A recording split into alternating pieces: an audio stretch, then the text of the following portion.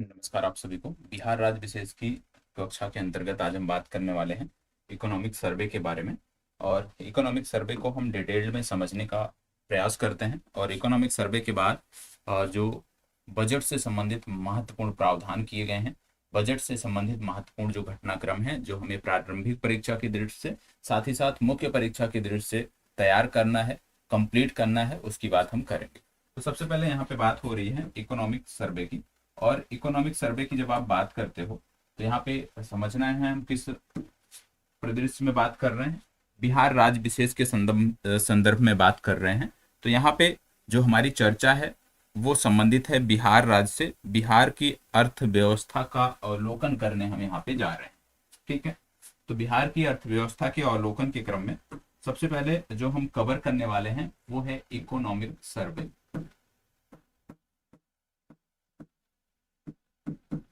ठीक है, economic survey. और यहाँ पे चीजों को डिटेल से देखना है। किस संबंध में बात कर रहे हैं हम यहाँ पे हम बात कर रहे हैं बिहार राज्य के विशेष संदर्भ में। बिहार राज्य के विशेष संदर्भ में। ठीक है, चीजों को डिटेल्ड में समझना है और प्रयास करना है कि साथ साथ नोट डाउन करते हुए चलें। जो भी महत्वपूर्ण फैक्ट है उसको साथ साथ नोट डाउन करते हुए भी चलना है। यहाँ पे सबसे पहले जब हम बात करते हैं इकोनॉमिक सर्वे की या हम बात करते हैं आर्थिक सर्वेक्षण की, आर्थिक समीक्षा की बात करते हैं, तो किस वर्ष के लिए हम बात कर रहे हैं यहाँ पे। तो यहाँ पे हम जो बात कर रहे हैं इकोनॉमिक सर्वे की, जब हम बात कर रहे हैं तो यहाँ पे 22-23 के लिए हम बात कर रहे हैं इकोनॉमिक सर्वे 2022-23 के लिए हम बात कर रहे हैं। और जब हम 2022-23 के लिए हम यहाँ पे बात करेंगे तो ये आंकड़ा किस वर्ष का देगा, तो ये जो आंकड़ा हमें देगा वो पिछले वर्ष का देगा। मतलब इकोनॉमिक सर्वे जो होता है वो पिछले वर्ष का जो डेटा होता है उसको हमें उपलब्ध कराता है। तो ये यहाँ पे क्लियर होना चाहिए। इकोनॉमिक सर्वे यहाँ पे हम 2023 की बात कर रहे हैं। ठीक है, ये आपको पता होना चाहिए। और इसमें जो आंकड़ा मिलता है वो पिछले वर्ष का दिया जाता है। ये चीजें आपको क्लियर होना चाहिए। सबसे पहले ये होता क्या है, इकोनॉमिक सर्वे होता क्या है, तो आपको समझना है कि इकोनॉमिक सर्वे जो है एक रिपोर्ट कार्ड है, जिसको आप ऐसे कह सकते हो कि एक एनुअल रिपोर्ट कार्ड है। एनुअल रिपोर्ट कार्ड किसका है? वार्षिक लेखा जोखा किसका है? वार्षिक लेखा जोखा है संबंधित सरकार का, या आप कह लीजिए संबंधित राज्य की अर्थव्यवस्था का। तो इकोनॉमिक सर्वे क्या है? वार्षिक, आप कह सकते हो वार्षिक लेखा जोखा कह सकते हो, या आप कह सकते हो एनुअल रिपोर्ट या वार्षिक रिपोर्ट। ठीक है, तो वार्षिक लेखा जोखा है या वार्षिक रिपोर्ट है किसका? यह है अर्थव्यवस्था का। यदि हम राज्य के संदर्भ में बात कर रहे हैं तो राज्य की अर्थव्यवस्था का, देश के संबंध में बात कर रहे हैं तो देश की अर्थव्यवस्था का। तो इकोनॉमिक सर्वे विशेष रूप से एक वार्षिक लेखा जोखा है जो संबंधित राज्य, या जब केंद्र के बारे में हम बात करते हैं तो केंद्र के जो केंद्र सरकार है उसके द्वारा किस प्रकार से अर्थव्यवस्था को लेकर काम किए गए, तो अर्थव्यवस्था का लेखा जोखा जो है वो हमें उपलब्ध कराता है। तो ये हमें क्लियर होना चाहिए कि इकोनॉमिक सर्वे होता क्या है और ये बताता क्या है। इकोनॉमिक सर्वे जो है ये जो वार्षिक लेखा जोखा हमें उपलब्ध कराता है अर्थव्यवस्था का, इसमें यह किस बात की तरफ इशारा करता है, किस बात की जानकारी देता है, तो याद रखिएगा इसमें अलग अलग जो सेक्टर होते हैं अर्थव्यवस्था के, जो अलग अलग सेक्टर होते हैं, आप जानते हैं बहुत सारे, जैसे सेवा क्षेत्र हो गया, ठीक है, प्राथमिक क्षेत्र हो गया, तो इस प्रकार के कई सारे क्षेत्रक है ना।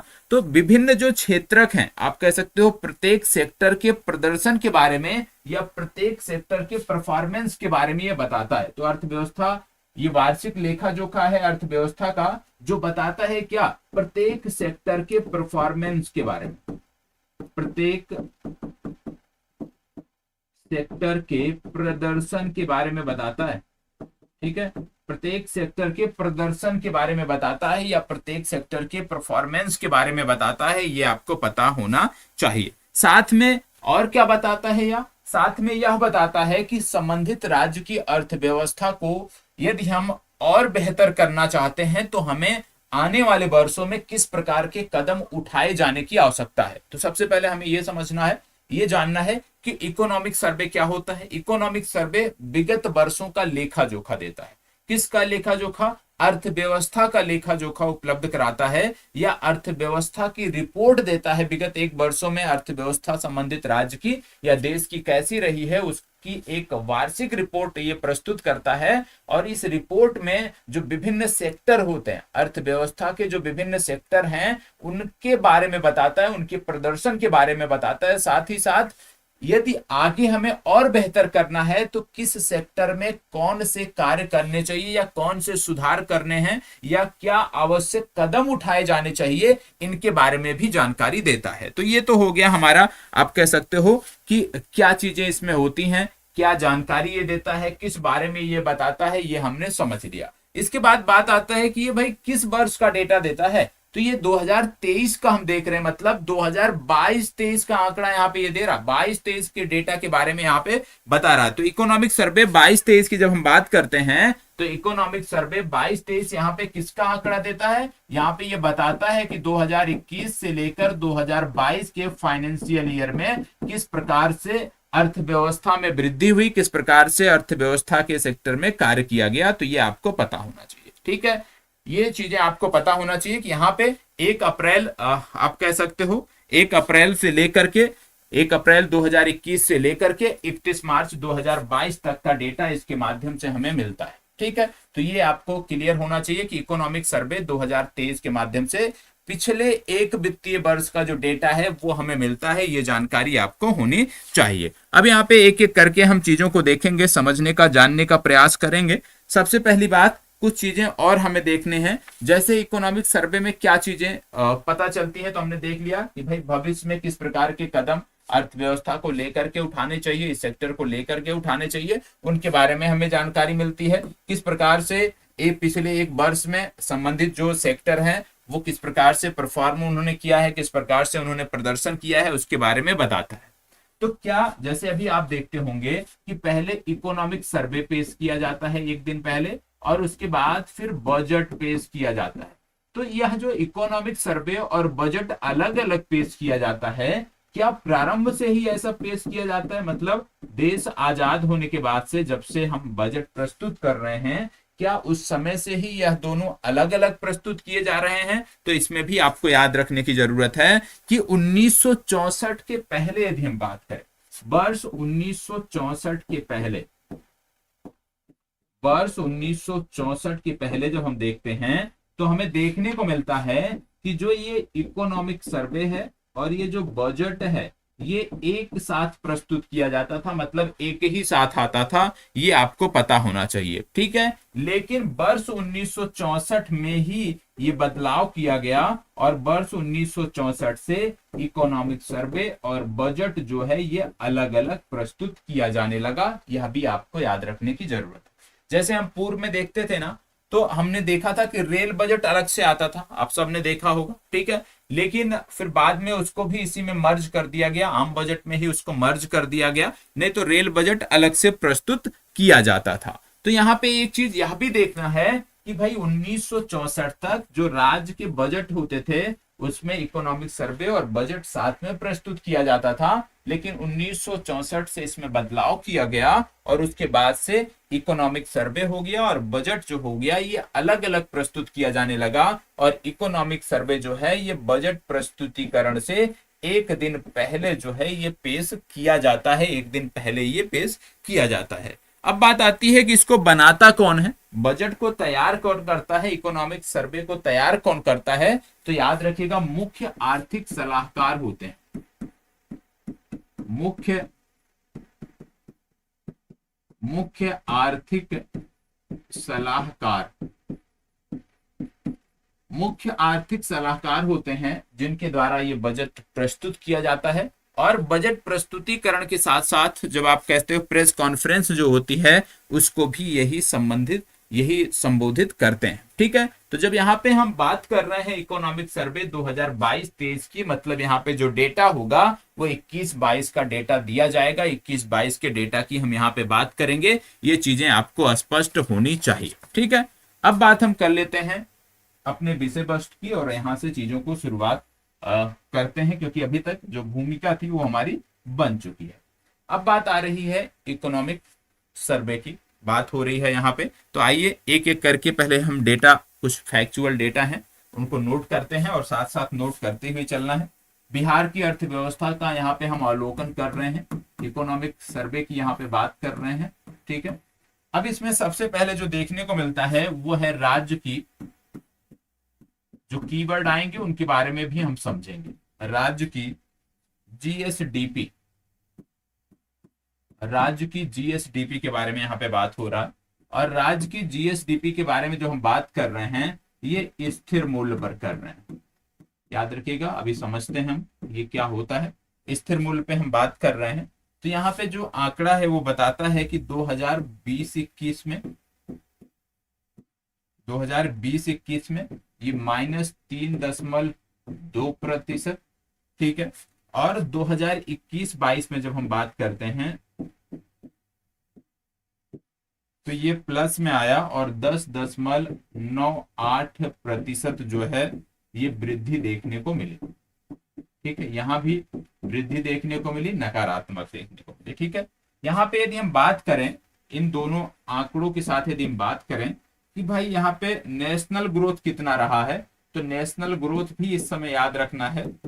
नेशनल ग्रोथ यहाँ पे 8.68% रहा है, ठीक है। अब यहाँ पे याद रखना है कि राज्य की जीएसडीपी जो है, और जब जीएसडीपी की बात करते हैं तो सबसे पहले जीडीपी को हमें समझना है, ठीक है। जीडीपी को समझना है। जीडीपी की जब हम बात करते हैं तो आप सब जानते हैं ग्रास डोमेस्टिक प्रोडक्ट या सकल घरेलू उत्पाद। ये तो हो गया इसका फुल फॉर्म, एक प्रकार से आप कह लीजिए। ये होता क्या है, तो याद रखिएगा कि जब हम बात करते हैं जीडीपी की तो देश के कुल भौगोलिक क्षेत्रफल की बात यहां पे होती है।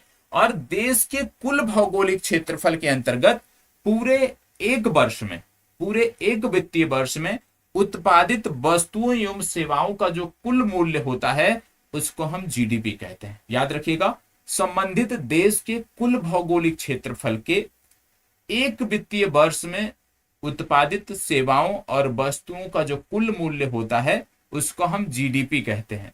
लेकिन जब जीएसडीपी की बात आती है तो यहाँ पे जब राज्यों की हम बात करते हैं तो वहां पे हम इसको जीएसडीपी कहते हैं, ये आपको पता होना चाहिए।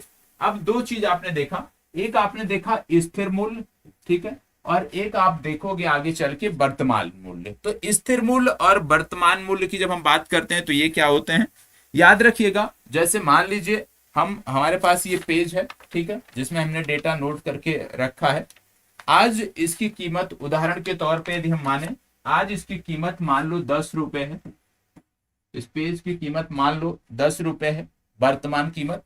और स्थिर मूल्य पे जब हम इसकी कीमत की बात करेंगे, मतलब एक कोई वर्ष हम मानेंगे, 2 वर्ष, 4 वर्ष, 5 वर्ष पूर्व, ठीक है, उससे हम तुलना करते हैं। तो मान लीजिए हमने यहाँ पे स्थिर मूल्य माना है 2015, ठीक है, मतलब इस पेज का 2015 में मान लीजिए दाम 5 रुपए था। आज इस पेज का मूल्य जो है वो है 10 रुपए। तो जब स्थिर मूल्य पे हम देखते हैं, मतलब हमने स्थिर मूल्य मान लिया, 2015 का जो मूल्य था उसको स्थिर मूल्य मान लिया।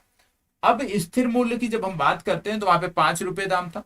वर्तमान में यदि हम बात करें 10 रुपए दाम है, तो यहाँ पे क्या है, इन्फ्लेशन हुआ, इसके दाम में लगातार बढ़ोतरी हुई है। और जब वर्तमान मूल्य की बात करते हो तो स्थिर मूल्य की तुलना में इसमें क्या है, इन्फ्लेशन भी जुड़ा होता है, ठीक है। तो स्थिर मूल्य की तुलना में 5 रुपए दाम था, पिछले 8 वर्षों में कितना इन्फ्लेशन हुआ, इसमें 5 रुपए का हुआ, तो आज इसका मूल्य 10 रुपए। तो ऐसे कोई एक आधार वर्ष हम मानते हैं और फिर हम उससे तुलना करते हैं। जैसे वर्तमान समय में यदि हम बात करें तो वर्तमान समय में जो आधार वर्ष हम मानते हैं वो वर्ष 2011-12 की मानते हैं।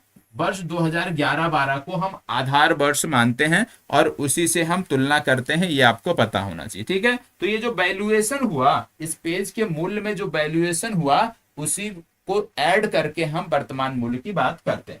तो यहाँ पे हमने देखा राज्य की जीएसडीपी स्थिर मूल्य पे बात हो रही है। राज्य की जीएसडीपी स्थिर मूल्य पे मतलब 2011-12 की बात हो रही। 2011-12 की तुलना में जब हमने देखा तो हमने देखा कि 2020-21 में इसमें -3.2% की वृद्धि हुई। और जब इसको हमने 2021-22 की तुलना में देखा तो हमने देखा कि यहाँ पे 10.98% की वृद्धि हुई। तो ये दोनों पता होना चाहिए कि कहाँ पे कमी हुई, कहाँ पे वृद्धि हुई। ये दोनों चीजें आपको पता होना चाहिए। ठीक है, इसके साथ साथ क्या चीजें और आपको यहाँ पे याद रखने की जरूरत है, और हमने इस समय देखा कि इस समय भाई नेट जो ग्रोथ था, नेशनल ग्रोथ जो हमारा था वो 8.68% था। मतलब कहीं ना कहीं बिहार का जो ग्रोथ है वो नेशनल ग्रोथ से ज्यादा आपको देखने को मिला। अब इसमें यदि आप देखोगे, यदि आपसे पूछ लिया जाए प्रारंभिक परीक्षा में कि भाई पिछले वित्तीय वर्ष की तुलना में 2020-21 की तुलना में 2021-22 में कितना ग्रोथ ज्यादा हुआ, तो ये दोनों वैल्यू पता होगी तभी तो आप कैलकुलेशन कर सकते हो। तो ये दोनों वैल्यू आपको नोट करना है, साथ साथ नोट करते हुए आगे बढ़ना है। अब हम बात करेंगे राज्य की जीएसडीपी आंकड़ों में, यदि हम बात करें राज्य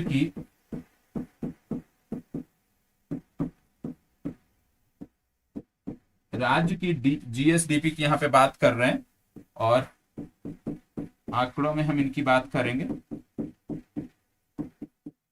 ठीक है, राज्य की जीएसडीपी आंकड़ों में यदि हम बात करें तो हमें देखने को मिल रहा है जीएसडीपी यहाँ पे,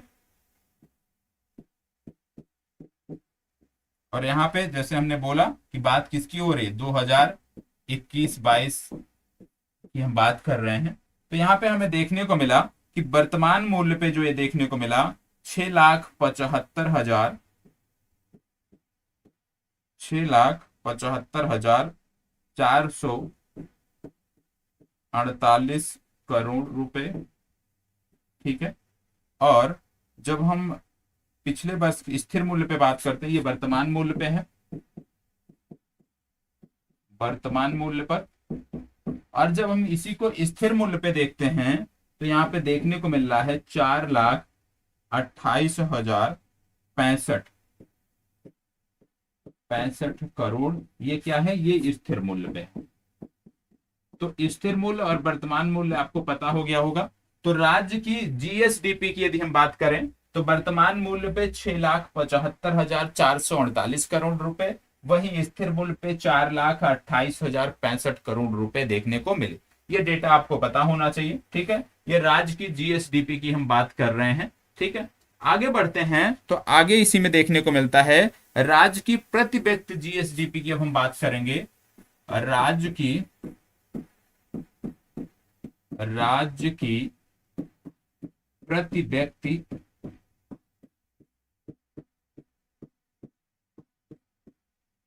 जीएसडीपी, राज्य की प्रति व्यक्ति जीएसडीपी की यहां पे हम बात करने वाले हैं। और राज्य की प्रति व्यक्ति जीएसडीपी की जब हम बात करते हैं तो वर्तमान मूल्य पे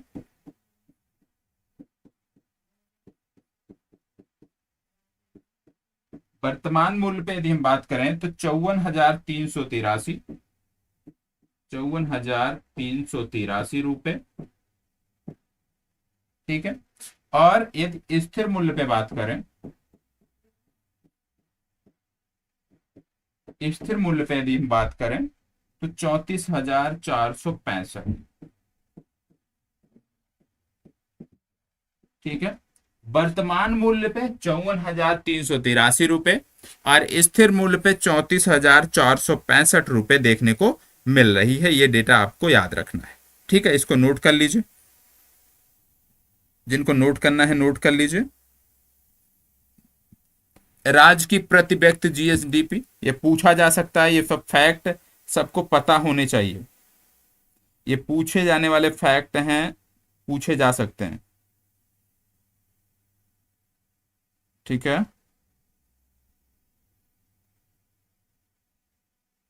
चलो नोट कर लो सभी।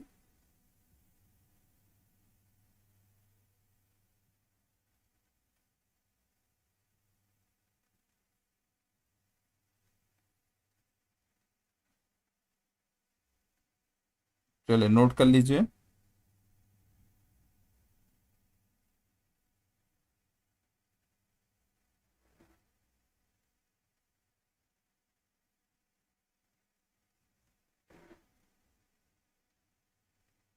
ठीक है, राज्य की प्रति व्यक्ति जीएसडीपी आपने नोट कर लिया, 34,465 रुपए। ठीक है, अब हम इसके बाद नोट करेंगे अर्थव्यवस्था के क्षेत्र और उप क्षेत्र जो हैं उनके बारे में नोट करेंगे। अर्थव्यवस्था के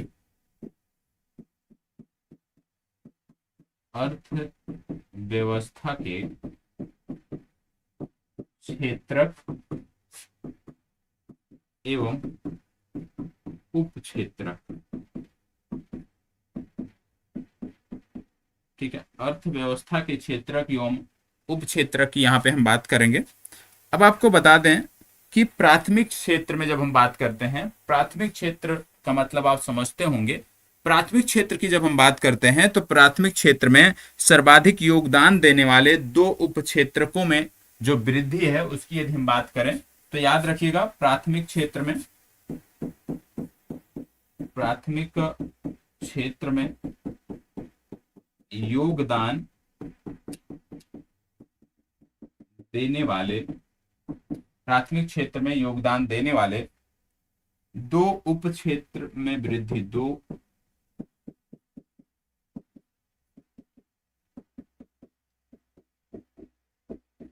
वृद्धि की बात करें तो यहाँ पे हम बात करेंगे 2000 जो आंकड़ा हमें इस आर्थिक समीक्षा से मिला है वो 2017-18 से लेकर के 2021-22 का आंकड़ा हमें मिला है, उसी की हम यहाँ पे बात करेंगे। तो यहाँ पे बोला गया है पशुधन जो है, पशुधन ये है 9.7% और मत्स्यन या आप कह लीजिए जल कृषि, मत्स्यन और जल कृषि इसका है 6.7%।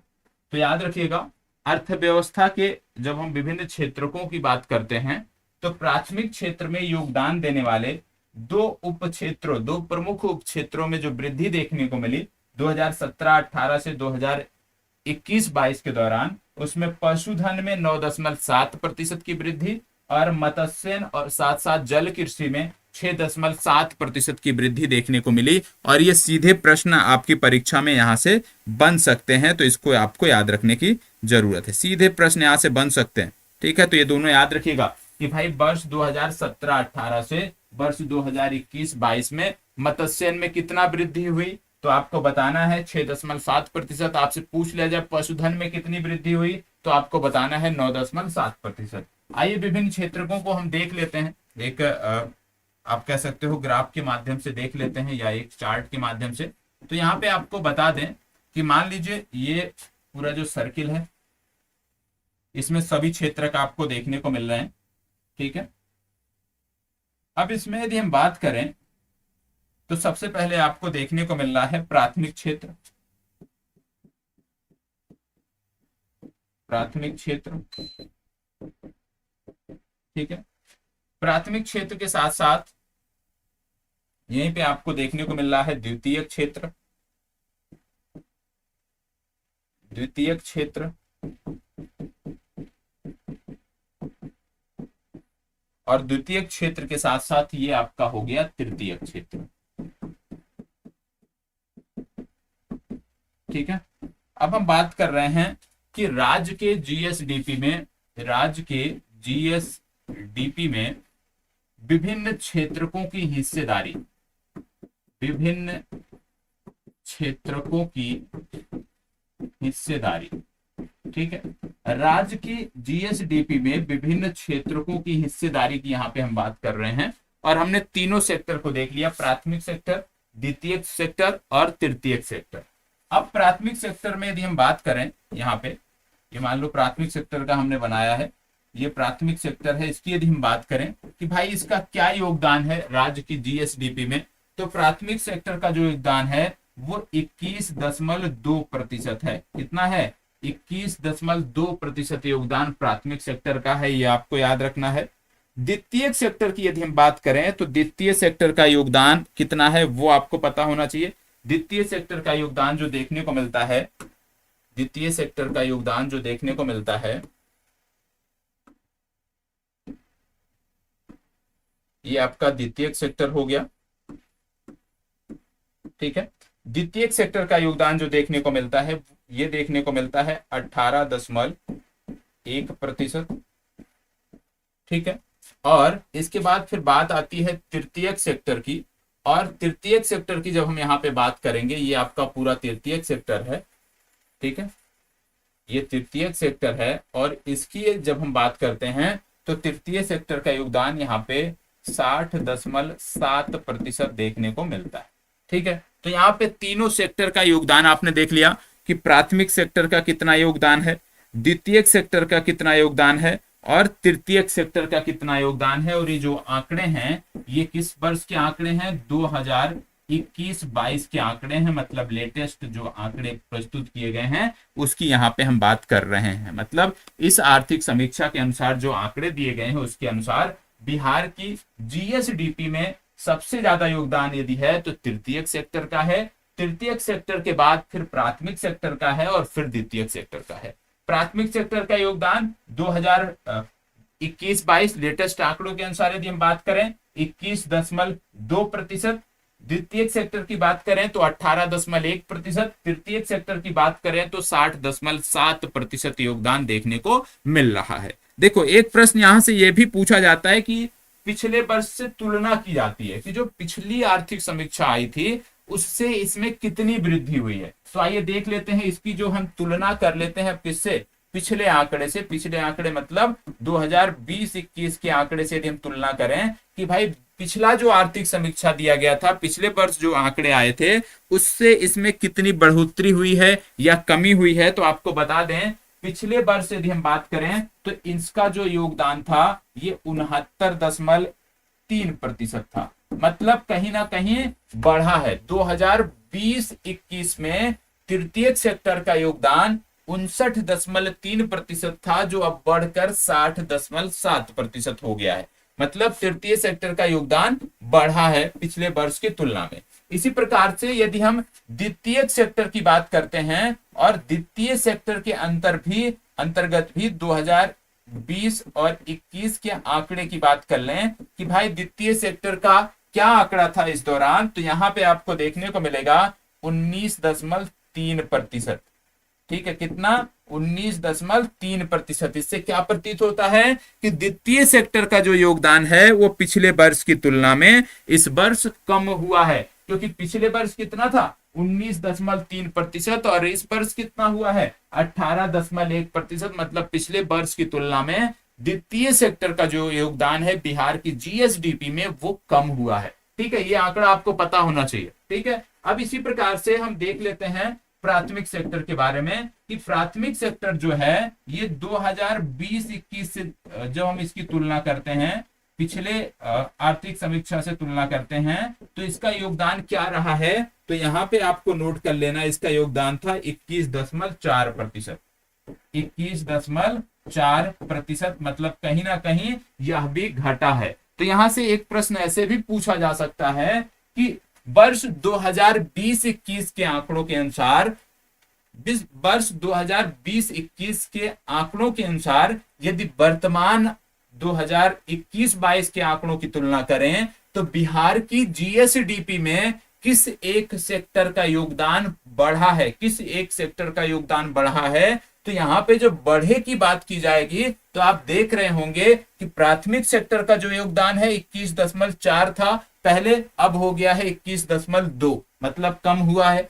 द्वितीय सेक्टर का योगदान 19.3 था, अब हो गया है 18.1, मतलब कम हुआ है। बढ़ा किसका है, तो बढ़ा है तृतीय क्षेत्र का। तो एकमात्र क्षेत्र है तृतीय क्षेत्र, आप कह सकते हो, जिसका योगदान बिहार की जीएसडीपी में पिछले वर्ष की तुलना में बढ़ा है। बाकी प्राथमिक और द्वितीय सेक्टर का जो योगदान है वो कम हुआ है। ठीक है, ये फैक्ट याद होना चाहिए और ये तथ्य जरूर याद होना चाहिए, प्रीलिम्स में इस तरह के प्रश्न पूछे जाते हैं। ठीक है, चलिए नोट कर लीजिए इसको, फिर बढ़ते हैं आगे।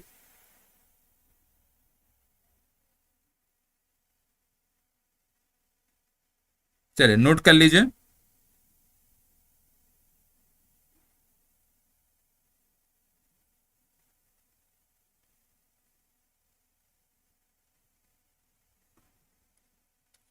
नोट कर लीजिए इसको, फिर बढ़ते हैं आगे।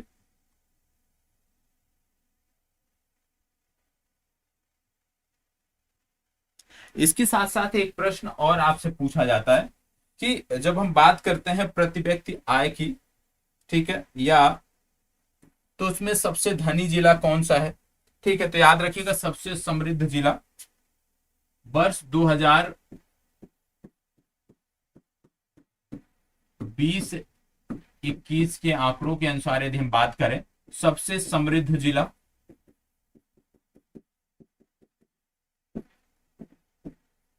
ठीक है, सबसे समृद्ध जिला, तो याद रखिएगा सबसे समृद्ध जिला है पटना। दूसरे नंबर पे आपका आता है बेगूसराय, और तीसरे नंबर पर आता है आपका मुंगेर। ठीक है, सबसे समृद्ध जिला में। सबसे गरीब जिला की जब हम बात करते हैं, सबसे गरीब जिला की जब हम बात करते हैं, तो सबसे गरीब जिला में सबसे पहले शिवहर, शिवहर के बाद फिर अररिया, अररिया के बाद फिर सीतामढ़ी। देखो डेटा भी इसमें है, लेकिन डेटा आपको याद करने की जरूरत नहीं। ठीक है, सिर्फ जिले का नाम याद कर लीजिए, पर्याप्त है, डेटा याद करना जरूरी नहीं है। ठीक है, यदि नोट करना है तो नोट कर लीजिए, लेकिन कोई मतलब नहीं बनता है। ठीक है, जैसे यदि एक का नोट कर लें, 1,15,239 रुपए। ठीक है, और शिवहर का यदि हम बात करते हैं तो 18,692 रुपए। ठीक है, इतना याद कर लीजिए कि भाई पटना में जो, जब हम बात करते हैं सबसे समृद्ध जिला की, जब हम बात करते हैं पटना में, तो वहां पे देखने को मिलता है 1,15,239 रुपए। ठीक है, और वहीं शिवहर में देखने को मिलता है 18,692 रुपए। तो इसको भी आपको याद करने की जरूरत है, रख लीजिएगा, बहुत ज्यादा जरूरी नहीं है। ठीक है, फिर हम बात करेंगे कृषि और सहवर्ती क्षेत्रों की।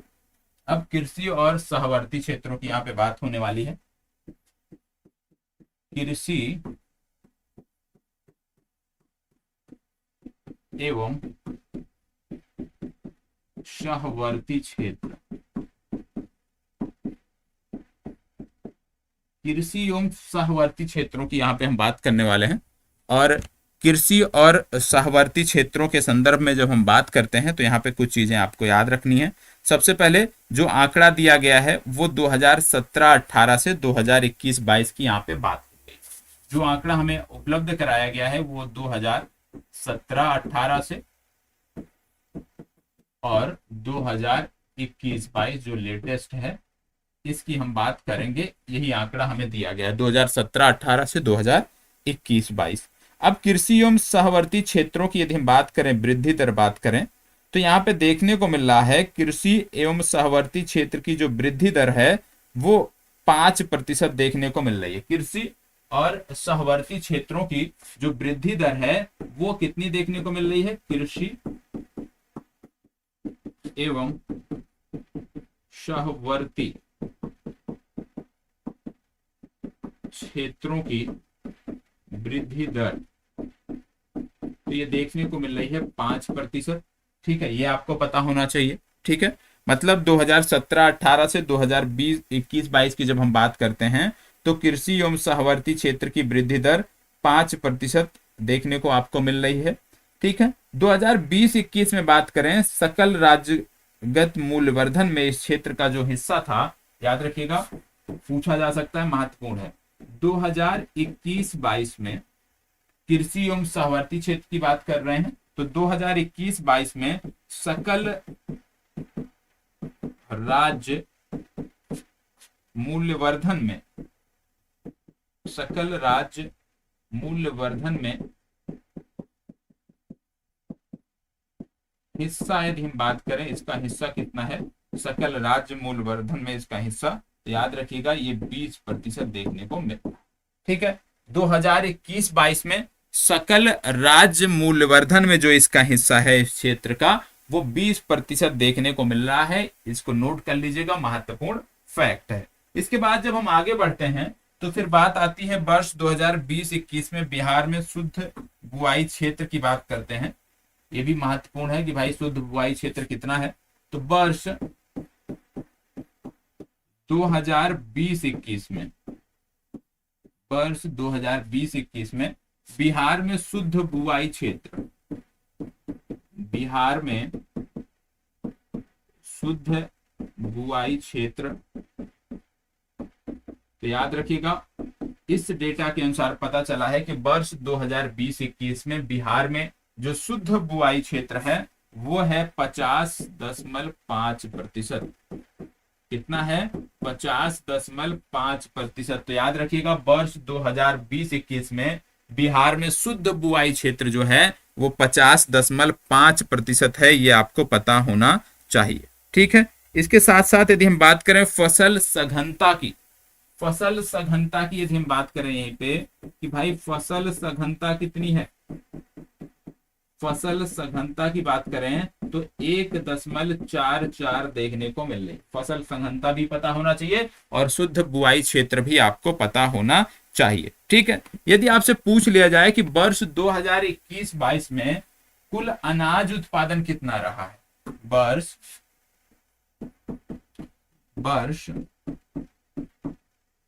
2021-22 में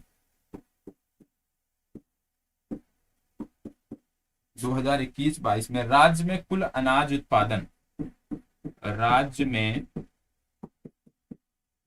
कुल अनाज उत्पादन, इसको साथ साथ प्रयास करिएगा नोट करते हुए चले।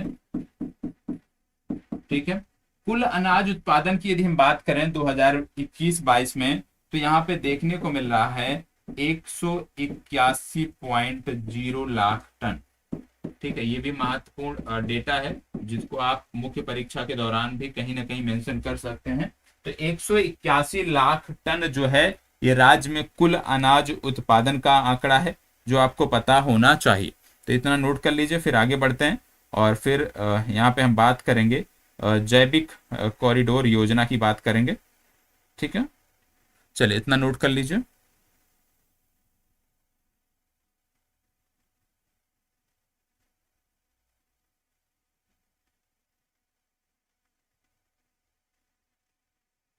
आप जानते हैं जैविक कॉरिडोर योजना की जब हम बात करते हैं, सिर्फ एक फैक्ट याद रख लेना है कि सरकार का प्रयास है कि 2022 से लेकर के 2025 तक, याद रखिएगा, जैविक कॉरिडोर योजना के अंतर्गत सरकार का प्रयास है कि 2022 से लेकर के 2025 तक हमें जो बिहार की आप कह सकते हो कि जमीन है या कृषि भूमि है उसका 20,000 एकड़ जो है ये जैविक कृषि के अंतर्गत लेकर आना है। तो याद रखिएगा जैविक कॉरिडोर योजना के अंतर्गत जिसका लक्ष्य है 2022 से लेकर 2025 लक्ष्य है इसका, उसमें टारगेट रखा गया है कि भाई हमें 20,000 एकड़ जो भूमि है उसको लेकर आना है जैविक खेती के अंतर्गत। इस फैक्ट को भी आपको पता होना चाहिए, नोट कर लीजिएगा। मतलब सरकार का लक्ष्य है 2025 तक बिहार की 20,000 एकड़ भूमि जैविक खेती के अंतर्गत, जैविक कृषि के अंतर्गत लाई जाएगी। ठीक है, तो ये भी आपको पता होना चाहिए। आगे बढ़ते हैं, इसको जैविक वाला नोट करना है तो आप नोट कर सकते हैं। ठीक है, इसके बाद हम बात करेंगे उद्यम क्षेत्रों की बात करेंगे। ठीक है, जो कि बहुत महत्वपूर्ण है कि भाई उद्योगों की स्थिति क्या है बिहार में। अब हम बात करेंगे उद्योग क्षेत्र की, उद्योग क्षेत्र की हम बात करेंगे कि भाई इस क्षेत्र में क्या प्रगति हुई पिछले एक वर्ष में, उसके बारे में हम बात करें। ठीक है, कृषि एवं सहवर्ती क्षेत्र देख लिया, कृषि सहवर्ती क्षेत्र के बाद फिर उद्योग क्षेत्र की बात करिए। बिहार में कारखानों की जो संख्या है यदि हम बात करें, याद रखिएगा कारखानों की संख्या, बिहार में कारखानों की या उद्योगों की जो संख्या है, जो आंकड़ा दिया गया है कि 2018-19 से 2019-20 तक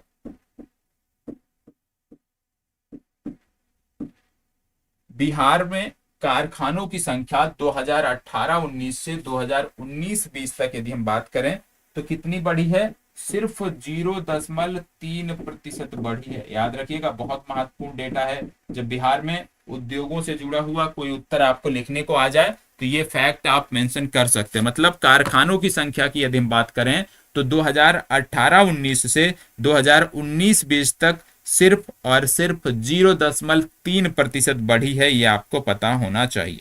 ठीक है, ये आपको याद रखना है। राज्य में एथेनॉल उत्पादन क्षमता की बात करें, आप जानते हैं कि लगातार इस दिशा में कार्य किया जा रहा है। राज्य में एथेनॉल उत्पादन क्षमता, एथेनॉल उत्पादन क्षमता की जब हम बात करते हैं तो एथेनॉल उत्पादन क्षमता में 2 वर्ष के आंकड़े हमें देखने हैं। एथेनॉल उत्पादन क्षमता में जब हम देखते हैं कि भाई एथेनॉल उत्पादन क्षमता 2021-22 में क्या है और 2020-21 में क्या थी। तो 2020-21 में जब हम बात करते हैं तो 20-21 में ये 370,000 लीटर, याद रखिएगा 370,000 लीटर देखने को मिल रही थी। और जब 2021-22 की बात करते हैं तो यहाँ पे ये बढ़कर 470,000 लीटर हो गई। मतलब एथेनॉल उत्पादन जो क्षमता थी बिहार में उसमें बढ़ोतरी आपको देखने को मिल रही है। और कितनी बढ़ोतरी देखने को मिल रही है, 370 से 470, मतलब कितना हो गया, मतलब 100,000 लीटर आपको देखने को मिल रही है। 100,000 लीटर ये क्या है, जो बढ़ोतरी है ये 470,000 लीटर क्या है, ये 470,000 लीटर प्रतिदिन है, ये आपको पता होना चाहिए। ठीक है, तो राज्य में एथेनॉल उत्पादन क्षमता 470,000 लीटर पर डे हो गई है वर्तमान में। पहले ये विगत वर्षों में 370,000 लीटर हुआ करती थी, ये आपको याद रखने की जरूरत है। इसको नोट कर लीजिए। तब बढ़ते हैं और बात करेंगे श्रम, रोजगार और कौशल की बात करेंगे। ठीक है, श्रम, रोजगार और कौशल की अब बात होगी। श्रम, रोजगार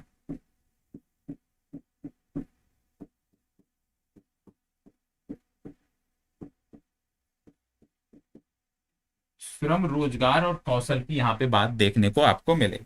आपको बता दें राज्य में पुरुष श्रमिक जनसंख्या अनुपात, सबसे पहले ये देख लेते हैं। राज्य में पुरुष श्रमिक जनसंख्या अनुपात, पुरुष श्रमिक जनसंख्या अनुपात की जब हम बात करते हैं कि राज्य में कितना ये देखने को मिल रहा है। राज्य में पुरुष श्रमिक जनसंख्या अनुपात की जब हम बात करते हैं तो 2 संदर्भों में देखना है। सबसे पहले ग्रामीण,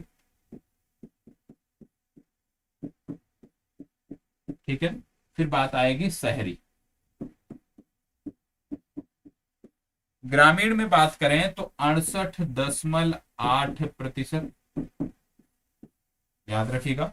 और शहरी में बात करें तो 64.6%। तो ये डेटा बहुत महत्वपूर्ण है कि राज्य में पुरुष श्रमिक जनसंख्या अनुपात जो है वो ग्रामीण में 68.8% है और शहरी क्षेत्रों में 64.6% है।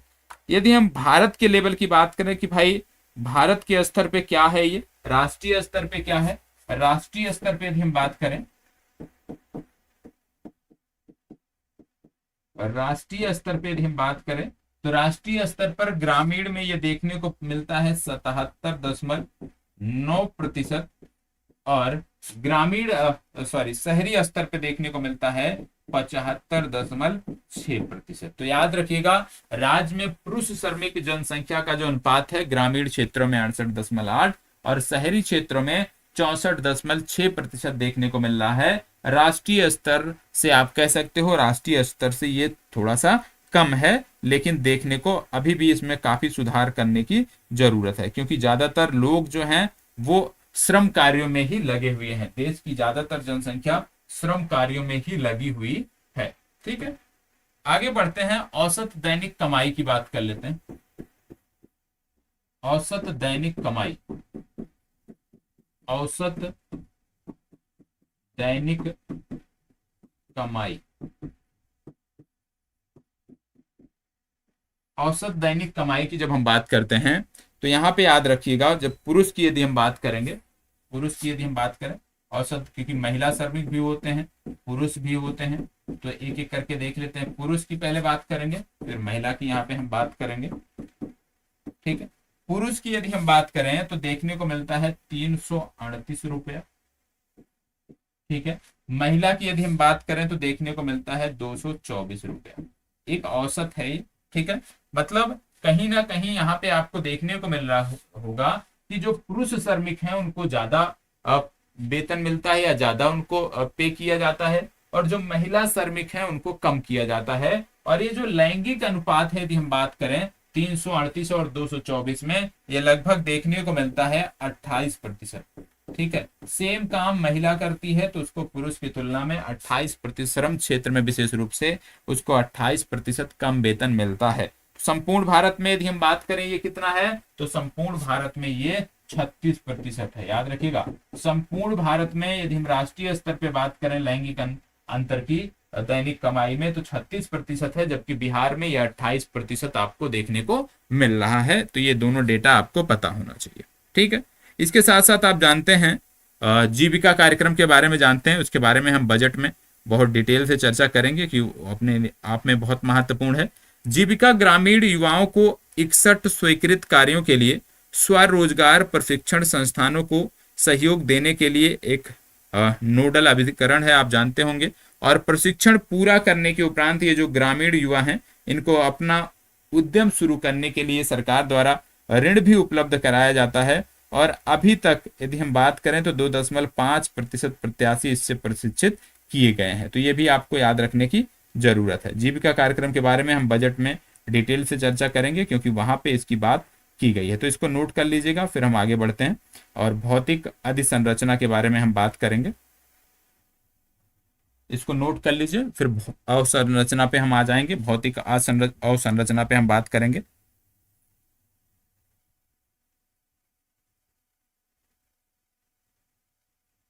चलिए अब देख लेते हैं भौतिक अधिसंरचना के बारे में।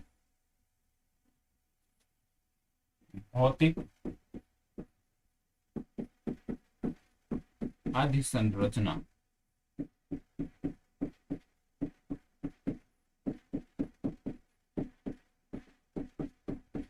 ठीक है, भौतिक अधिसंरचना के बारे में हम बात करेंगे। और भौतिक अधिसंरचना के बारे में जब बात करें तो बिहार में जो कुल पथ घनत्व देखने को मिल रहा है, बिहार में जो कुल पथ घनत्व या सड़कों का घनत्व देखने को मिल रहा है वो मिल रहा है 3166.9 किलोमीटर प्रति 1000 वर्ग किलोमीटर पर। प्रति 1000 वर्ग किलोमीटर पर बिहार में जो पथ घनत्व है वो 3166.9 वर्ग किलोमीटर देखने को मिल रहा है। ये आपको याद रखने की जरूरत है। देश में यदि हम बात करें तो केरल और पश्चिम बंगाल के बाद ये सर्वाधिक पथ घनत्व वाला तीसरा राज्य है। सबसे ज्यादा पथ घनत्व केरल में और केरल के बाद पश्चिम बंगाल में और केरल और पश्चिम बंगाल के बाद तीसरा राज्य आपका है बिहार, जहां पे पथ घनत्व सर्वाधिक आपको देखने को मिलता है। वर्ष 2020-21 में यदि हम बात करें वाहनों में निबंधन के मामले में यूपी महाराष्ट्र के बाद बिहार तीसरा है। तो वाहनों के संदर्भ में, वाहनों के निबंधन के संदर्भ में भी बिहार तीसरा है और पथ घनत्व में भी बिहार तीसरा है। ये दोनों डेटा आपको याद रखना। तो आजकल वाहन बड़े खरीदे जा रहे हैं, ये भी याद रखने की जरूरत है। इसको बात कर लेते हैं भौतिक संरचना के बाद फिर हम बात करेंगे ई शासन के बारे में। तो इस डेटा को नोट कर लीजिए। फिर हम आते हैं ई शासन पे।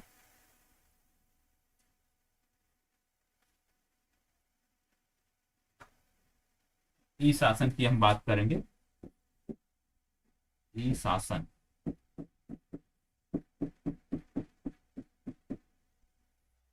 ठीक। अब ई शासन के बारे में जब हम बात कर रहे हैं तो यहाँ पे पता होना चाहिए राज्य के लगभग 98.7%, राज्य के लगभग 98.7%, ये फैक्ट बहुत महत्वपूर्ण है। 98.7% ग्राम पंचायत ऐसी हैं जो भारत नेट परियोजना से जुड़ चुकी हैं। मतलब राज्य की 98.7% ग्राम पंचायत भारत नेट परियोजना से जुड़ चुकी हैं। भारत नेट परियोजना से जुड़ चुकी हैं, ये आपको याद रखने की जरूरत है। ठीक है, भारत नेट परियोजना से कितनी ग्राम पंचायतें जुड़ गई हैं? 98.7% ग्राम पंचायतें जुड़ गई हैं। आप जान रहे होंगे ई शासन को बढ़ावा देने के संदर्भ में यदि हम बात करें तो बिहार राज्य सरकार लगातार बेहतर कर रही है और इस दिशा में ई शासन को बढ़ावा देने के क्रम में बिहार को कई सारे पुरस्कार भी मिल चुके हैं।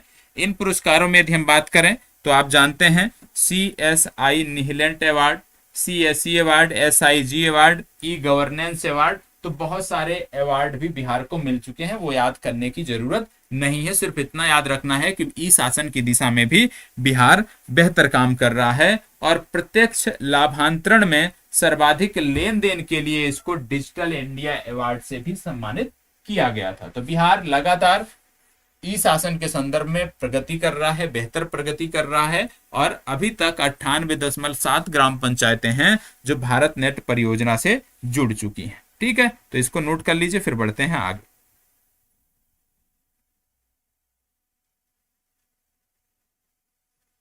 इसको नोट कर लें।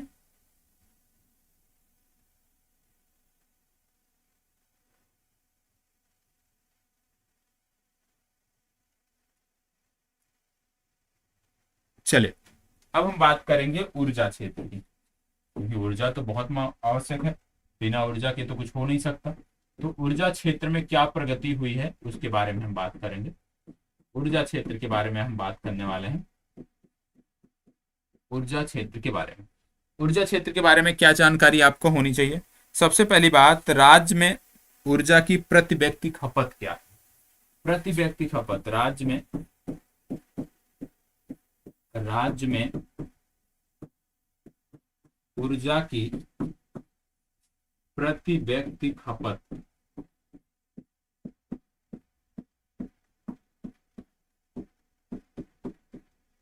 ठीक है, राज्य में ऊर्जा की प्रति व्यक्ति खपत की बात हो रही है। यहाँ पे है 329 किलोवाट आवर। कितना है?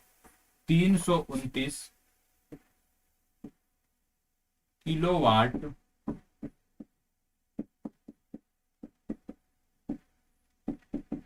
आवर। ठीक है, राज्य में ऊर्जा की प्रति व्यक्ति खपत 329 किलोवाट आवर आपको देखने को मिल रही है।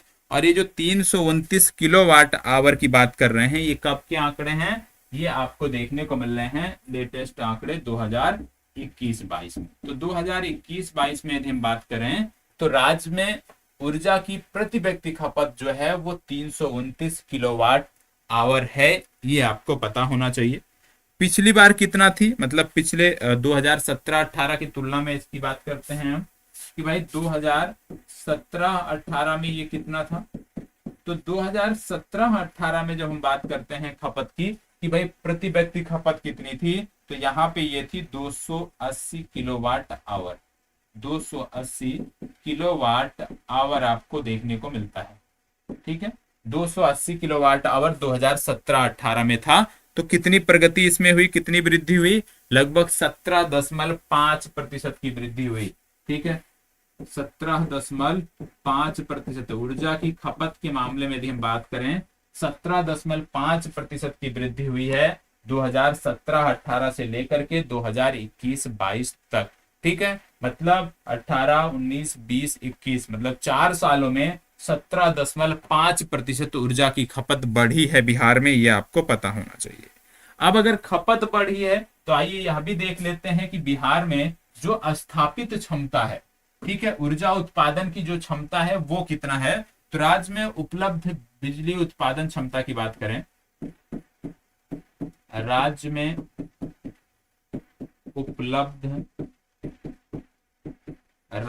उपलब्ध बिजली क्षमता,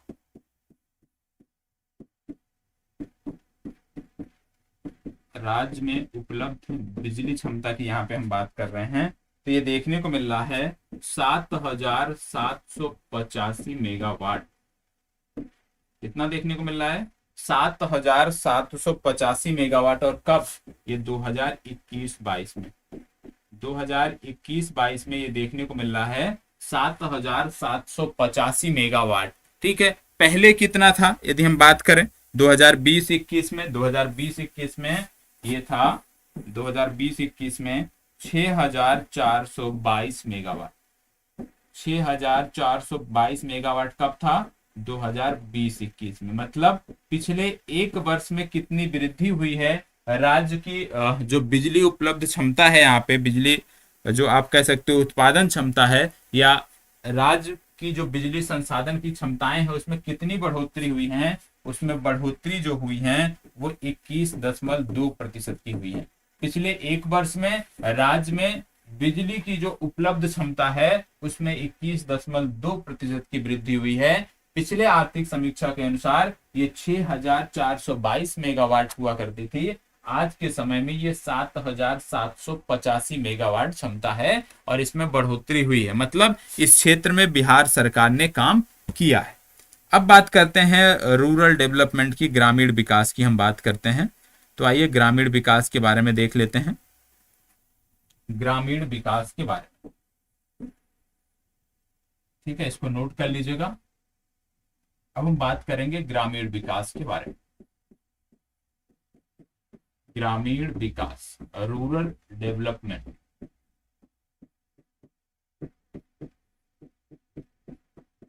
ठीक, ग्रामीण विकास की यहां पे हम बात करने वाले हैं।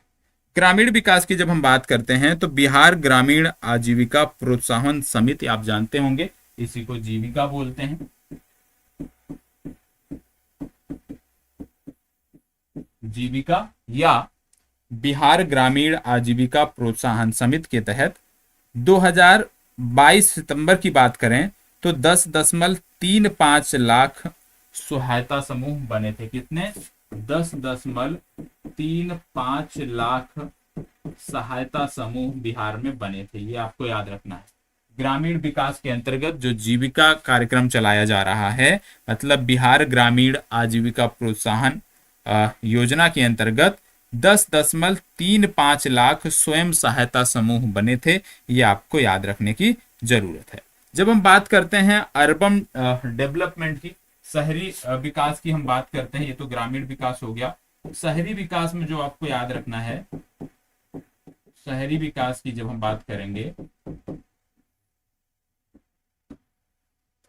ग्रामीण विकास याद रखिएगा, जीविका के अंतर्गत, जीविका मिशन के अंतर्गत कितने स्वयं सहायता समूह बने हैं? तो ये बने हैं 10.35 लाख। शहरी विकास में जब बात करते हैं तो बिहार में 2022 की जब बात करें तो 2022 में ऐसा बोला गया कि बिहार में अनुमानित शहरी जनसंख्या, जो 2022 में जो अनुमानित शहरी जनसंख्या है बिहार में, उसकी यदि हम बात करते हैं तो बोला गया कि 2.02 करोड़ है। ठीक है, 2.02 करोड़ लोग बिहार के शहरों में रहते हैं, ये आंकड़ा है 2022 का। यहाँ पे बोला गया कि शहरीकरण जो है, शहरीकरण, यहाँ पे आंकड़े दिए गए हैं शहरीकरण के, ठीक है, और ये लगभग 16.2% बताया गया है और 2011 में बोला गया कि ये 11.3%। मतलब आज के समय में बिहार में भी अब शहरों में बसने की जो प्रवृत्ति है वो देखने को मिल रही है। लगातार लोग गांवों से शहरों की तरफ पलायन कर रहे हैं, चाहे वो व्यवसाय के लिए पलायन कर रहे हैं, चाहे वो रोजगार के संदर्भ में पलायन कर रहे हैं, चाहे वो शिक्षा के लिए पलायन कर रहे हैं। लेकिन जो पलायन है, गांव से शहरों का जो पलायन है बिहार में, वो लगातार बढ़ा है और 2022 के आंकड़ों के अनुसार बिहार के शहरों की जो अनुमानित जनसंख्या है वो 2.02 करोड़ है और शहरीकरण का जो ये स्तर है ये लगातार बढ़ रहा है और 16.2% की इसमें वृद्धि देखी गई है।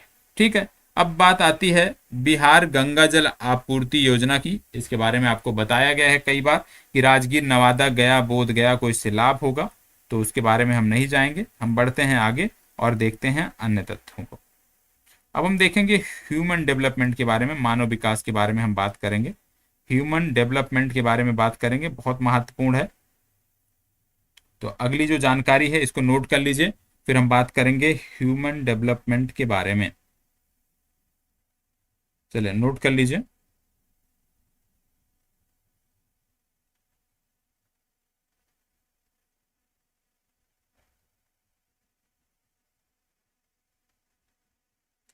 ह्यूमन डेवलपमेंट की बात कर लीजिए।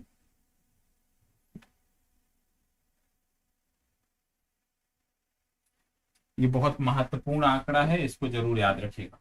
मानव विकास की हम बात कर रहे हैं।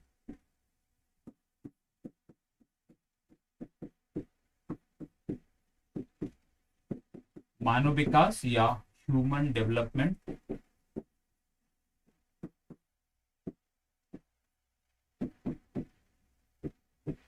ठीक है। इसके जो आंकड़े हैं ये आपको याद करने की जरूरत है, इनको आप बहुत जगहों पे प्रयोग कर सकते हैं। बिहार में जन्मकालीन जीवन संभाव्यता जो थी, याद रखिएगा, जन्मकालीन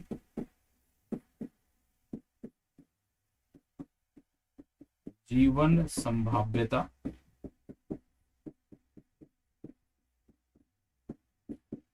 ठीक है, बिहार में जन्मकालीन जीवन संभाव्यता जो थी, जो आंकड़ा दिया गया है 2016 से 20 में बताया गया है। 2016 से 20 में जो जीवन संभाव्यता थी, मतलब जब किसी का जन्म होता था तो बोला जाता था कितने वर्षों तक अधिकतम ये जीवित रहेंगे, तो ये औसत था 69.5 वर्ष। ठीक है, कितना था? 69.5 वर्ष था। और ये जो औसत था, यदि हम बात करें तो 2006 से 10 की बात यदि हम करें, इसकी तुलना करें, तो बोला गया है इसमें कि 2006 से 10 के बीच में ये जो औसत था, ये आपको देखने को मिल रहा था 65.8%। कितना था? 65.8% था। और ये अब बढ़कर हो गया है 69.5%, मतलब 3.7 वर्षों की वृद्धि हुई है। कितनी वृद्धि हुई है? जीवन संभाव्यता में 3.7 वर्षों की वृद्धि हुई है। और ये वृद्धि क्यों हुई है? क्योंकि लगातार अब आप देख रहे होंगे 2006 की से 10 की बात हो रही है, और यहाँ पे जो तुलना की जा रही है वो 16 से 20 की जा रही है। तो आप देख रहे होंगे कि बिहार जैसे पिछड़े राज्य में भी अब, चाहे वो आप कह सकते हो कि स्वास्थ्य सेवाओं की बात करें, चाहे जन जागरूकता की बात करें, दोनों बढ़ी है। और स्वास्थ्य सेवाओं के प्रसार के कारण, जनता की स्वास्थ्य सेवाओं तक बेहतर पहुंच के कारण, क्योंकि 2006 की तुलना में तो 2016 में तो निश्चित तौर पे 10 वर्षों में बदलाव हुए होंगे, और उन्हीं सकारात्मक बदलावों की बदौलत ये देखने को मिल रहा है कि जो जीवन संभाव्यता है बिहार में, उसमें 3.7 वर्षों की वृद्धि हुई है। किसकी तुलना में? 2006 से 10 की तुलना में। और ये आप कह सकते हो, जब कभी भी स्वास्थ्य सेवाओं से जुड़ा हुआ या स्वास्थ्य से जुड़ा हुआ, जनसंख्या से जुड़ा हुआ कुछ भी प्रश्न बनता है, तो वहां पे आप इन आंकड़ों को अंकित कर सकते हो, इन आंकड़ों को बता सकते हो मुख्य परीक्षा में भी। इससे आपको निश्चित तौर पे बढ़त मिलेगी अन्य छात्रों से। तो इसको याद रखना है, जीवन संभाव्यता जो है बिहार में जन्मकालीन, वो 2006 से 10 की तुलना में 2016 से 20 में यदि हम देखें तो 3.7 वर्षों की वृद्धि हुई है। और इसके पीछे प्रमुख कारणों में यही है कि भाई स्वास्थ्य सेवाएं जो हैं अब घर घर तक उनकी पहुंच हो गई है, स्वास्थ्य सेवाएं बेहतर हुई हैं पिछले 10 वर्षों में। ये हम नहीं कह सकते कि बहुत सुधार हो गया है, लेकिन पिछले 10 वर्ष पहले यदि चले जाएं आप, और आज के समय में यदि हम देखें, तो निश्चित तौर पे सुधार देखने को मिल रहा है। और उसी का परिणाम है कि आपको ये चीजें देखने को मिल रही हैं। इसके बाद फिर आप जानते हो कि बात आती है संस्थागत प्रसरों की।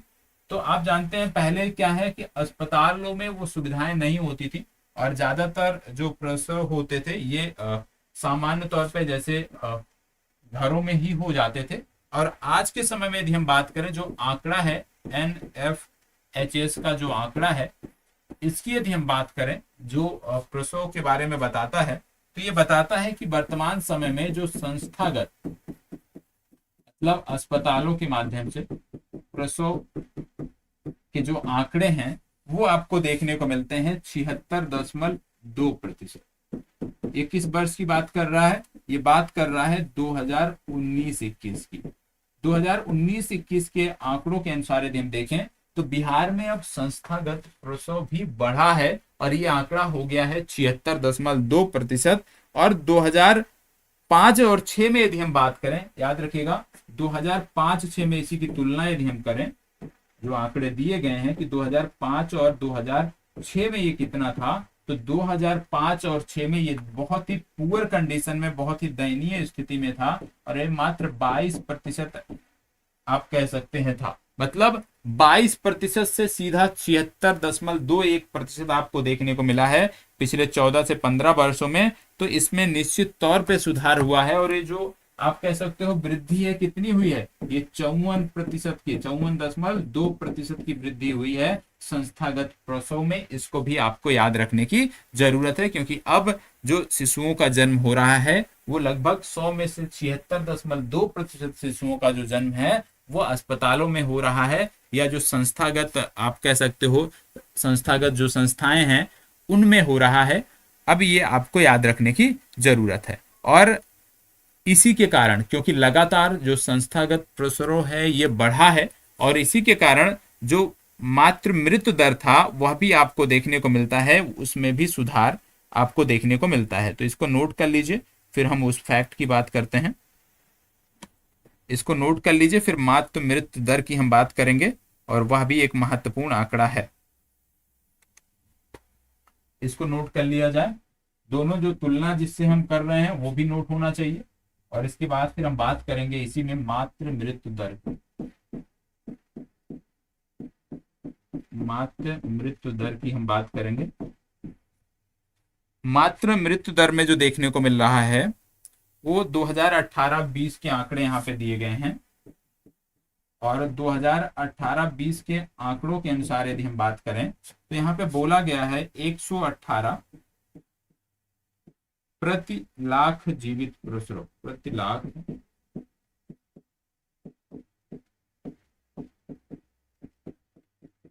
ठीक है। 21 वर्ष का आंकड़ा है, ये हमने देखा 2018-20 का।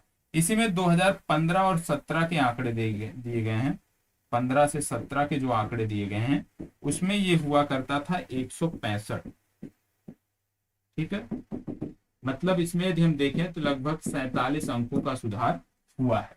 ठीक है, मतलब पहले के समय में 2015-17 में जब हम बात करते हैं तो मातृत्व मृत्यु दर जो आपको देखने को मिलती थी, मातृ मृत्यु दर जो देखने को मिलती थी नवजात शिशुओं के जन्म के दौरान जिन माताओं की मृत्यु होती थी, 2015-17 में ये आंकड़ा था 165 प्रति लाख, और 2018-20 में ये आंकड़ा हो गया है 118 प्रति 1 लाख पर। तो निश्चित तौर पे इसमें भी 47 अंकों का आपको सुधार देखने को मिल रहा है। और ये सुधार इसीलिए है क्योंकि लगातार लोग जागरूक हो रहे हैं, जैसे मैंने बताया, और स्वास्थ्य सेवाएं जो हैं उनका आप कह सकते हो घर तक उनकी पहुंच हो रही है, स्वास्थ्य सेवाएं बेहतर हो रही हैं।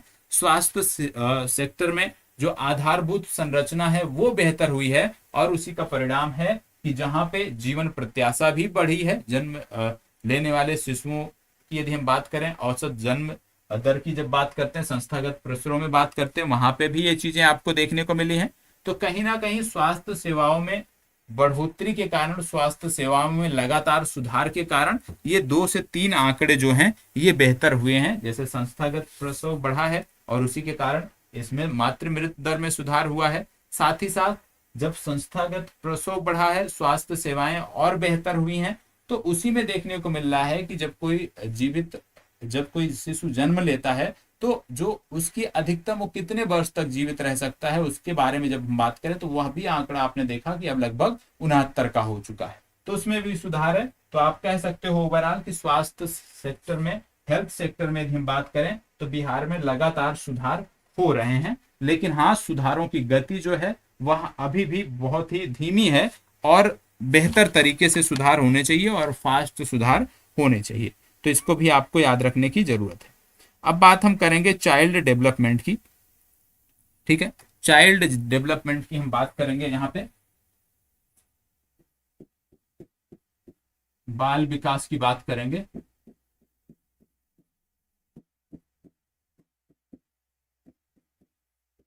बाल विकास या चाइल्ड डेवलपमेंट।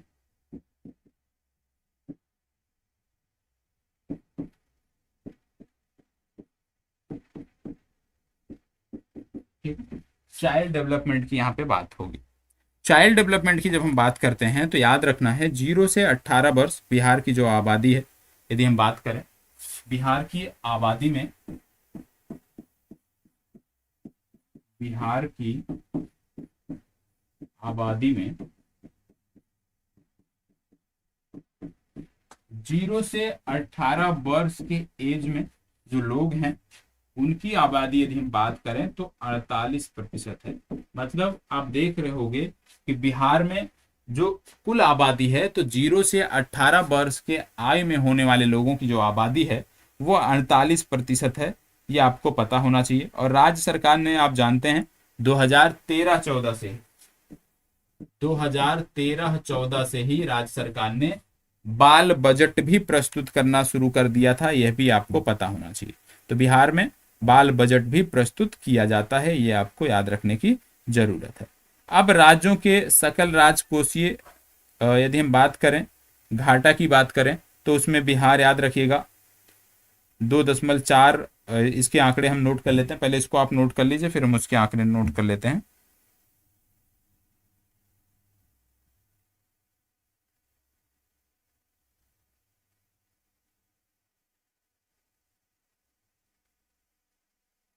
इसको नोट कर लिया जाए, क्योंकि अब कुछ सीमित फैक्ट बचे हैं, वही हमें नोट करना है।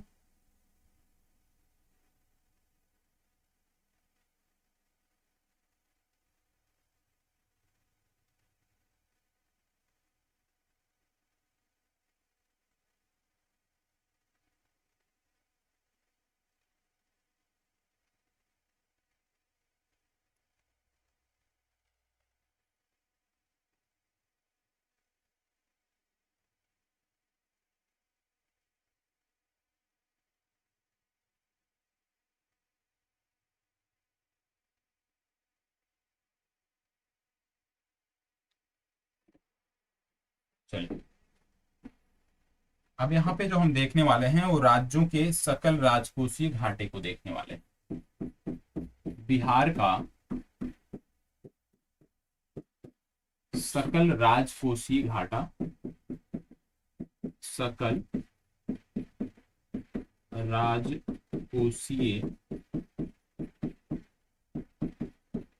बिहार का सकल राजकोषीय घाटा यहाँ पे हम देखने जा रहे हैं।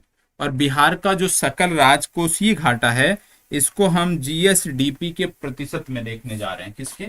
जीएसडीपी के प्रतिशत में देखने जा रहे हैं। ठीक है, जीएसडीपी के प्रतिशत में देखने जा रहे हैं, और ये आपको पता होना चाहिए। ठीक है, यहाँ पे जो हम बात कर रहे हैं, सर्वप्रथम 2019-20 की हम बात करेंगे। 2019-20 में जब हम बात करते हैं, तो बिहार का जो सकल राजकोषीय घाटा था वो जीएसडीपी के 2.4% के बराबर था। ठीक है, 2020-21 में जब हम बात करते हैं, 2020-21 में ये जो घाटा था ये जीएसडीपी के 4.8% के बराबर था। ठीक है, और 2021-22 की जब हम बात करते हैं, 2021-22 की, तो 2021-22 में ये 3.8%। ठीक है, और जो बजट हमारा आया है, बजट में अनुमानित जो बताया गया है कि भाई 2022-23 में कितना रहेगा हमारा, तो बजट में जो अनुमानित बताया गया है वो बताया गया है 3.5%। तो ये डेटा आपको याद करने की जरूरत है, और इसमें बहुत ज्यादा नहीं, लेकिन ये दो डेटा आपको जरूर, लास्ट 2021-22 का और 2022-23 का, ये जरूर याद रखना है, क्योंकि जो अनुमानित है वो बदलता रहता है। चीजें बेहतर होंगी तो वो बदलेगा, उसमें बदलाव देखने को मिलता है। तो इसमें कोई जरूरी नहीं है कि आप एग्जैक्ट याद करके बैठें। ठीक है, अब इसके बाद बात आती है, जब हम बात करते हैं कि भाई सरकारी व्यय में विभिन्न शीर्षों का कितना हिस्सा है, उनकी बात करेंगे। विशेष रूप से हम बजट में देखते हैं, तो इसको पहले नोट कर लिया जाए, फिर हम आगे बढ़ते हैं।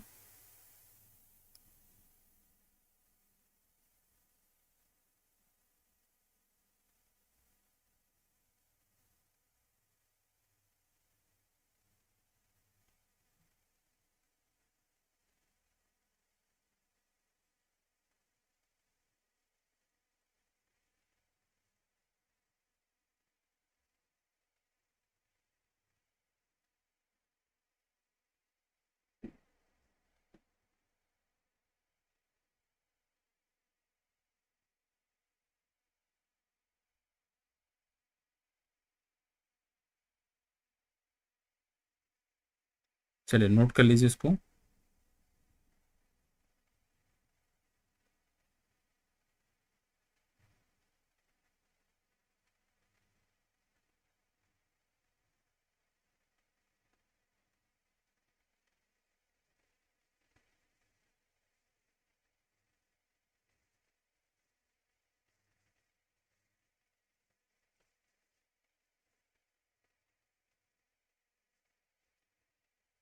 चलिए आगे बढ़ते हैं। अब एक फैक्ट है जो आपको पता होना चाहिए, जो सरकारी व्यय होता है, ठीक है, सरकारी जो व्यय है राज्य सरकार का, सरकारी सरकारी व्यय में विभिन्न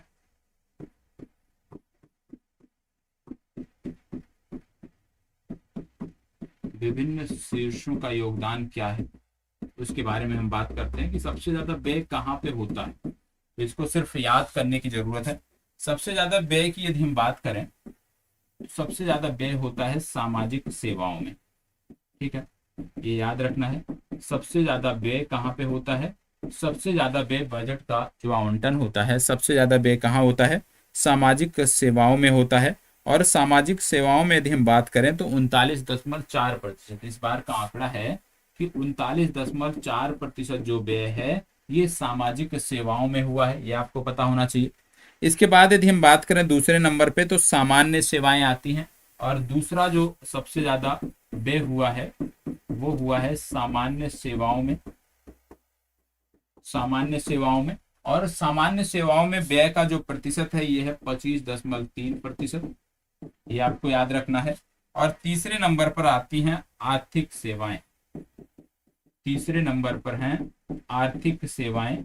और आर्थिक सेवाओं में जो व्यय है इसके प्रतिशत की बात करें तो 17.7% है। तो ये तीनों आपको याद रखना है कि सबसे ज्यादा जो व्यय है वो सामाजिक सेवाओं में हो रहा है, सामाजिक सेवाओं के बाद फिर सामान्य सेवाओं में, और फिर आर्थिक सेवाओं में ये व्यय आपको देखने को मिल रहा होगा। इसके बाद यदि हम बात करें बिहार में भूमि उपयोग पैटर्न के बारे में, हमने पूर्व में देखा था, ठीक है, और अभी भी देख लेते हैं। ये आंकड़े हैं वर्ष 2020-21 के। भूमि उपयोग पैटर्न, भूमि उपयोग पैटर्न, ठीक है, 2020-21 के आंकड़े हैं। भूमि उपयोग पैटर्न की जब हम बात करते हैं तो सबसे ज्यादा जो देखने को मिल रहा है आपको, आप ऐसा मानिए कुछ, तो सबसे ज्यादा जो आपको देखने को मिल रहा है वो देखने को मिल रहा है शुद्ध बुआई क्षेत्र, और शुद्ध बुआई क्षेत्र 53.9%। कितना हो गया बुआई क्षेत्र, शुद्ध बुआई क्षेत्र, ये कितना था 2020-21 में, ये था 53.9%। इसके बाद कृषि क्षेत्र अनुपलब्ध भूमि, कृषि हेतु अनुपलब्ध भूमि, ये जो भूमि थी ये वाला, ये कृषि हेतु अनुपलब्ध भूमि है, और इसका आंकड़ा था 23.3%। 23.3% भूमि ऐसी थी जो कृषि हेतु अनुपलब्ध थी, ये आपको पता होना चाहिए, मतलब किसी अन्य मद में ये भूमि थी। इसके बाद फिर बात आती है वर्तमान परती भूमि की। तो बिहार में जो वर्तमान परती भूमि का आंकड़ा है ये भी काफी है, और ये लगभग 12.8% है परती भूमि का आंकड़ा। हालांकि ये पूछे नहीं जाएंगे लेकिन एक बार देख लीजिए।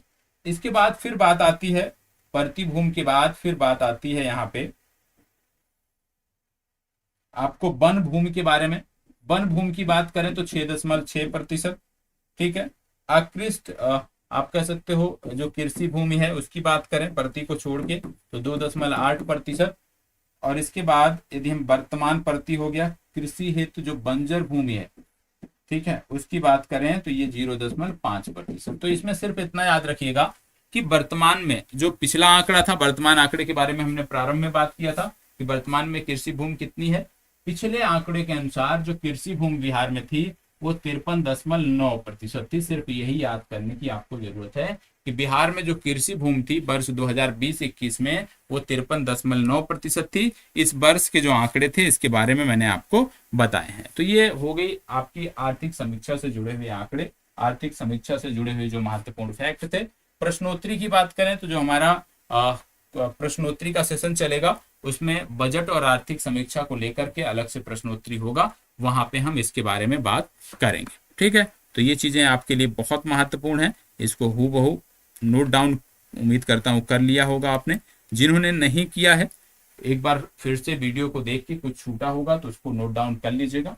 इसके बाद हम फिर बात करेंगे किस प्रकार से आर्थिक समीक्षा हो गया, क्योंकि आर्थिक समीक्षा में पिछले वर्ष के आंकड़े होते हैं। अब हम बात करेंगे कि जो हमारा वित्तीय वर्ष अब चल रहा है, इसमें सरकार किस प्रकार से लेकर चल रही है, किन योजनाओं को लेकर काम कर रही है, किन योजनाओं पे काम कर रही है, उसके बारे में हम बात करेंगे। और इसकी चर्चा जो होगी वो आपको देखने को मिलेगी बजट से संबंधित सेशन में। ठीक है, तो इसी प्रकार हमारे साथ बने रहें। और कुछ फैक्ट ऐसे हैं, याद रखिएगा, बिहार से जुड़े हुए, जैसे बहुत सारे आपके मेले होते हैं, बहुत सारे आपके त्योहार होते हैं, तो इनसे से जुड़े हुए जो फैक्ट हैं, जैसे कुछ जनजातियां आपकी हैं, इनसे जो जुड़े हुए फैक्ट हैं वो आपको टाइपिंग फॉर्म में, पीडीएफ फॉर्म में मिल जाएंगे। तो वहां से ये चीजें आपकी कंप्लीट हो जाएंगी, क्योंकि इसमें ऐसा है नहीं कि जनजातियों के बारे में बहुत ज्यादा कुछ बताने की जरूरत है, या कोई मेला लगता है, कोई पर्व त्योहार है तो उसके बारे में बहुत ज्यादा कुछ डिस्कशन करने की। तो ये सब प्रीलिम्स के लिए चीजें हैं, तो इसको आपको नोट्स मिल जाएंगे पीडीएफ फॉर्मेट में, तो उसी को आपको देख के कंप्लीट कर लेना है। तो ये आप कह सकते हो सेकंड लास्ट क्लास है, एक क्लास आपकी और बची है, और उसकी के साथ साथ आपका बिहार राज्य विशेष जो है कंप्लीट हो जाएगा। प्रश्नोत्तरी सेशन जो है उससे जुड़िएगा, तो वहाँ पे बहुत सारी चीजें आपको सीखने को मिलेंगी। प्रश्नोत्तरी सेशन के साथ साथ आपका जो सेशन हमारा होता है, क्वेश्चन आंसर का जो सेशन हो गया, उसमें तो बहुत ज्यादा सीखोगे आप। साथ ही साथ जो उत्तर लेखन का सेशन होता है, उससे भी यदि आप जुड़ते हैं तो वहां भी आपको लाभ मिलेगा, और वहां से भी आपकी चीजें बेहतर होंगी, क्योंकि जितना आप लिखोगे उतनी चीजें आपकी बेहतर होने वाली है। ठीक है, तो लिखना नहीं भूलना है, लिखना अनिवार्य है। जब तक नहीं लिखोगे तब तक चीजें आपकी बेहतर नहीं होंगी। बिना लिखने की प्रैक्टिस के सिलेक्शन तो नहीं होने वाला है। ठीक है, हाँ, प्रीलिम्स क्वालिफाई कर लोगे उससे संतुष्टि मिल जाएगी, लेकिन मेंस के लिए यदि हम बात करें तो लिखना उसके लिए अनिवार्य है। ठीक है, चलिए मिलते हैं कल के सेशन में, तब तक इसी प्रकार बने रहें। धन्यवाद।